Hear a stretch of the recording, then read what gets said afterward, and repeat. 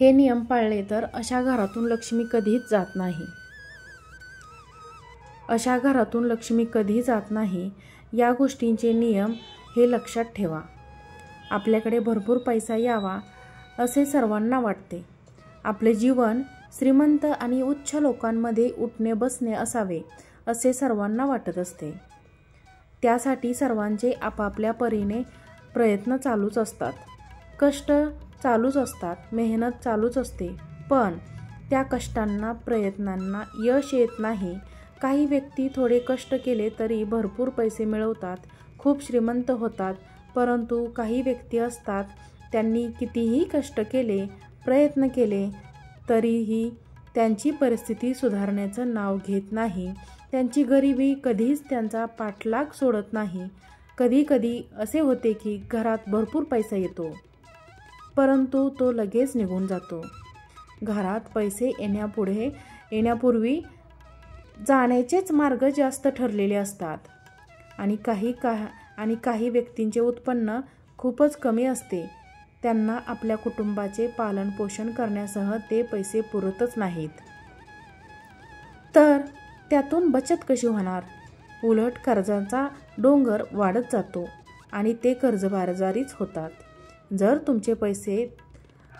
तुमचे पैसे असे आले आणि असे गेले तर अशा या परिस्थितीतून बाहेर पडायचे असेल, परिस्थिती बदलायची असेल तर फक्त जो मी तुम्हाला उपाय सांगणार आहे ते उपाय तुम्ही पूर्ण श्रद्धा, भक्तिभावाने आणि मनापासून केले तर नक्कीच तुम्हाला त्याचा लाभ मिळेल.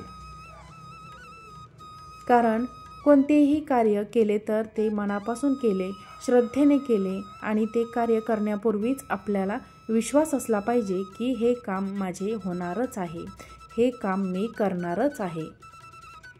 आपल्याला असा घट्ट विश्वास असला पाहिजे तरच आपले कार्य संपन्न होते. म्हणून मनात श्रद्धा आणि विश्वास ठेवून हे कार्य करावेत. म्हणजेच फक्त 2च महिन्यात तुम्हाला या सर्वांचा प्रभाव जाणवेल की तुमच्या आर्थिक परिस्थितीमध्ये किती बदल झाले आहेत. उत्पन्नाचे विविध मार्ग दिसतील, उत्पन्नात वाढ होईल, कर्जाला आळा बसेल, पैशाला पैसा लागून राहील, बचत होईल आणि आपण कर्जापासून मुक्त व्हाल. चला तर मग वेळ न घालवता व्हिडिओला सुरुवात करूया.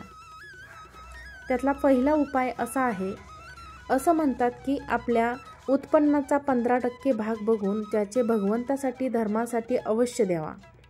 आपण भरपूर दानधर्म करावा. यासाठी नाही की आपण 1 रुपयाचे दान केले तर आपल्याला त्या बदल्यात 100 रुपये मिळतात. दानधर्माचे आपल्या शास्त्रामध्ये फार महत्त्व आहे. दान केल्याने आपले दुर्भाग्य सौभाग्यात बदलते. तसेच अन्नदान केल्याने आपल्याला कधीही अन्नधान्याची कमतरता भासत नाही. आपल्याला शक्य होईल तसे अन्नधान्य, पैसे, कपडे, गरजेच्या वस्तू तसेच आपण जे काही इतरांना देऊ शकतो ते जरूर द्यावे. आपण कितीही गरीब असलो तरी, उत्पन्न कितीही कमी असले तरीही कमीत कमी अमावस्या आणि पौर्णिमेच्या दिवशी तरी जरूर दानधर्म करावा. परिस्थिती खूप वेगाने बदललेली तुम्हाला नक्कीच जाणवेल. 2. त्यातला दुसरा उपाय म्हणजे दररोज भगवंताची पूजा करतो. भगवंताची पूजा करताना आपल्याला पूजेतील साहित्यांची आवश्यकता असते. म्हणजेच जसे की तामण असेल, दिवा असेल, मग आपण देवपूजा झाली की ती भांडी आपण स्वच्छ करतो आणि पालती झाकतो. तर तेही खूप चुकीचे आहे. देवपूजेची भांडी कधीही पालती ठेवू नये, ती नेहमी सरळच ठेवावे. तसेच देवघरामध्ये तांब्यामध्ये स्वच्छ पाणी भरून ठेवावे. हा तांब्याचा कलश ईशान्य दिशेला ठेवावा. तसेच त्या तांब्यावर एक छोटी प्लेट झाकून त्यामध्ये थोडीशी साखर किंवा गूळ ठेवावे आणि दररोज देवपूजेनंतर त्या कलशातील पाणी झाडांना विसर्जित करावे आणि त्या प्लेटमध्ये ठेवलेली साखर किंवा गूळ जो आहे तो हा प्रसाद म्हणून खाऊन घ्यावा आणि त्यात दुसरे पाणी ठेवून त्यावर ती पुन्हा साखर गूळ झाकून ठेवावे. त्यामुळे घरात समृद्धी येते, सुखशांती येते. आता तिसरा उपाय असा आहे, मीठ. घरातील मीठ म्हणजे साक्षात देवी लक्ष्मीचे प्रतीक असते. घरातील मीठ पूर्णपणे कधीही संपून देऊ नका. भरणीत मीठ शिल्लक आहे, संपण्यापूर्वीच मिठाचे एक पॅकेट आणून ठेवा. परंतु मिठाच्या बाबतीत काही गोष्टी लक्षात ठेवाव्यात. ज्या दिवशी शनिवार आहे त्या दिवशी मीठ कधीही खरेदी करू नका. शक्यतो मिठाची भरणी अर्ध्यापेक्षा खाली जाऊ देऊ नका. त्याआधीच मीठ भरणीत भरा. शक्यतो मीठ नेहमी काचेच्या भरणीतच भरा. कोणत्याही धातूच्या भांड्यात मीठ कधीही ठेवू नका. तसेच सायंकाळच्या वेळी कोणालाही मीठ देऊ नका. आता चौथा उपाय म्हणजे आपण घरातील मुली जेव्हा माहेरी जातो तेव्हा असे म्हणतात की मुलीचं आणि नंदांचं आदर सत्कार करणे म्हणजे साक्षात देवी लक्ष्मीचा आदर सत्कार करणे होय. त्या कधीही रिकाम्या हाती घरी परत पाठवू नका. काही ना काही त्यांच्या हातामध्ये द्या.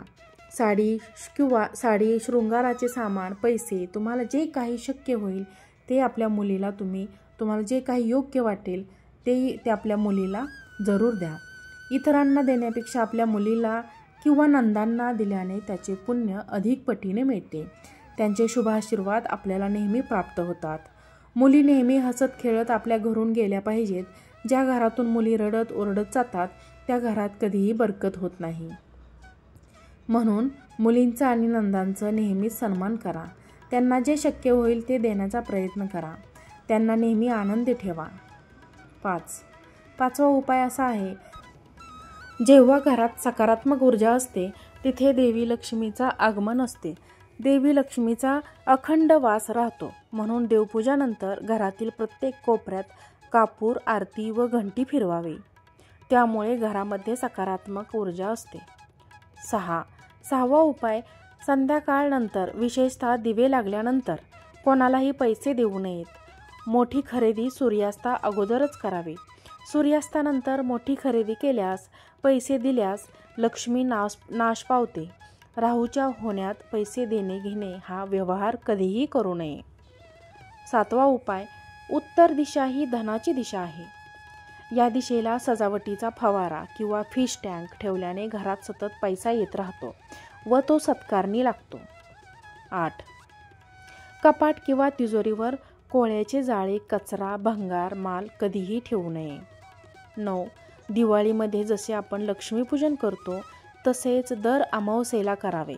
व्यवसायासाठी घसरलेली गाडी रुळावर नक्कीच येते. 10वा उपाय, लक्ष्मी कृपेसाठी घरातील अन्न व दूध नेहमी झाकून ठेवावे. दर गुरुवारी तुळशीला थोडेसे कच्चे दूध अर्पण करावे. यामुळे घरात लक्ष्मीचे कायमस्वरूपी वास्तव्य राहते. 11. गल्ल्यात एखादी तरी कवडी नक्की असावी. गल्ल्यामध्ये पैशांचा ओघ सुरू राहतो. 12. तिजोरीच्या गल्ल्यात किंवा बँकेत रोख रक्कम ठेवताना महालक्ष्मीच्या नावाचा जप अवश्य करावा. 13.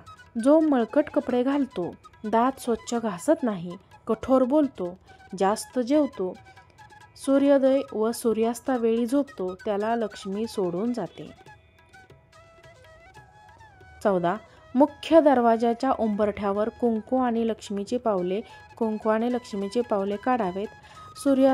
सूर्योदयाच्या वेळी लक्ष्मी घरात अतिथी रूपात प्रवेश करते आणि परत जाण्याचं नाव कधीच घेत नाही. 15. जे लोक ओल्या पायांनी झोपतात, पाय न धुता झोपतात, नग्न अवस्थेत झोपतात त्यांच्या घरी लक्ष्मी कधीही येत नाही. 16. घरातून कामानिमित्त बाहेर पडताना शर्टाच्या वरच्या खिशात थोडे तरी पैसे नक्की ठेवावेत. मोकळ्या खिशाने कधीही घराबाहेर पडू नये, कारण पैसा पैशाकडे जातो हा लक्ष्मीचा सर्वात मोठा नियम आहे. 17.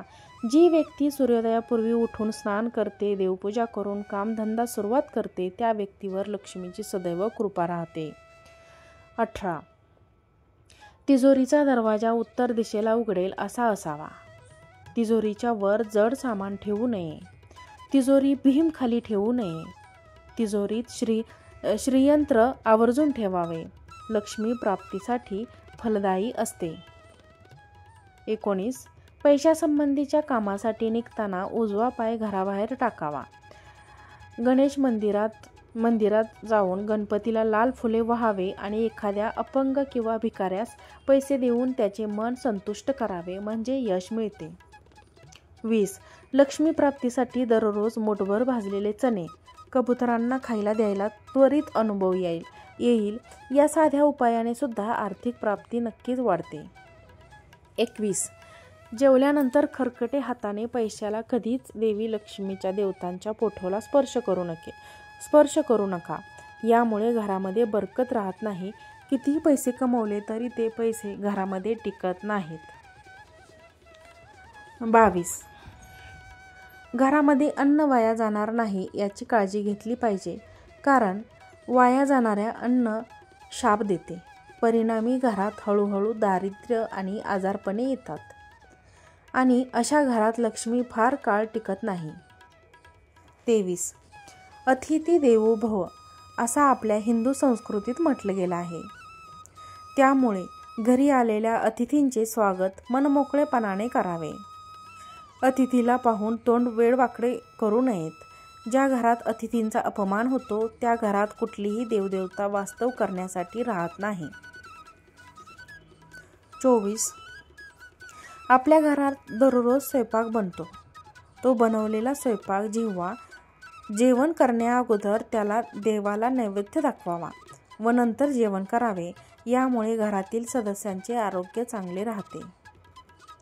25. आपल्या दाराशी गाय आल्यास तिला पोळी व गूळ न देता हकलू नये, कारण गाय आपले दोष संकटहरण करण्यासाठी येत असते. गाय हे लक्ष्मीचे स्वरूप आहे. गायीला गूळ व पोळी अवश्य द्यावी.